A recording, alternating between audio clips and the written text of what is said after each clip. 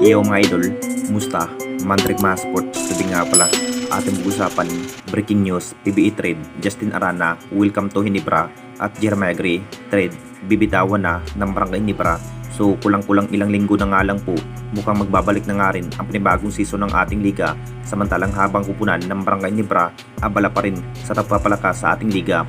Hindi pa rin satisfy ang nagiging laro, hindi pa rin nakuha ang ating Jing Kings ang matagal nang hinahangad na kampyonato sa Philippine Cup mga idol, kung bakit isa nga hahabol pa sa another trade sa PBA.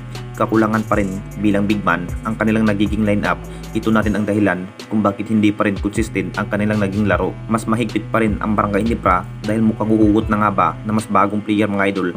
Balak sana ng ating Jing Kings dito, makukuha na nga ba ang nasabing player na si Justin Arana. Alam na nating lahat mga idol, isa nga si Justin Arana gagawin trade asset ng Converge matapos napunta itong si Calvin Abueva ng Converge. Gagalawin na nga ba ang nasabing big man na si Justin Arana? Mas interesado pa rin ang ating Jing Kings sa estilo sa nasabing big man na si Justin Arana.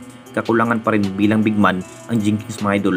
Possible makukuha na nga ba ang nasabing big man na si Justin Arana patungong Barangay Hinebra, pero si Justin Arana pa rin ang masusunod mga idol kung interesado pa nga ba na maglaro sa poder ng Barangay Hinebra ang nasabing big man. Dahil kung titignan nating lahat, swak na swak, talagang mabibigyan talaga ng mahabang playing time ito si Justin Arana kapag mapupunta sa poder ng Barangay Hinebra.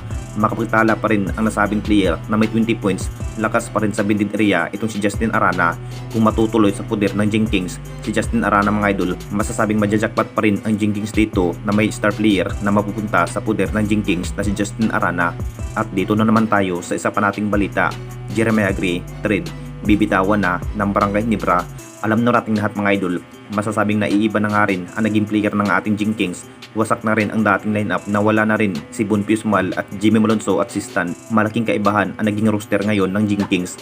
Marami pa rin ang nasasabi mga idol, hindi pa rin kalakasan ang naging player ng ating Jing Kings mga idol, kung bakit kaunti lang ang mahusay at lakas pagdating sa pagkikipaglaban tulad nga ni Troy Rosario at Iskati at Japet Aguilar at isa na nga yan si Stephen Holt. Ito pa rin ang nagiging panguna ng starting five ng ating Barangay Hinebra na para bang hindi na rin mahalin tulad noon mga idol na lakas pa rin ang dating lineup. Ang plano pa rin ng Hinebra, bibitawan na nga ba ang nasabing player na si Jeremiah Gray.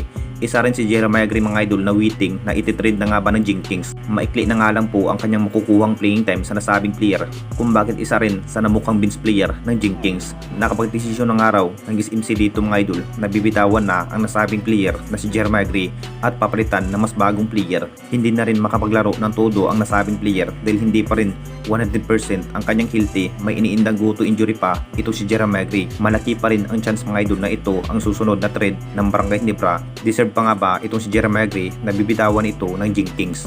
Kung sakaling makapagdesisyon ang SMC, hahabol pa sa another trade sa ating liga mga idol, isa nga si Jeremiah Gray ang mapili gagawin trade asset ng Barangay Hinebra. Anong masasabi ninyo mga idol tungkol sa ating video?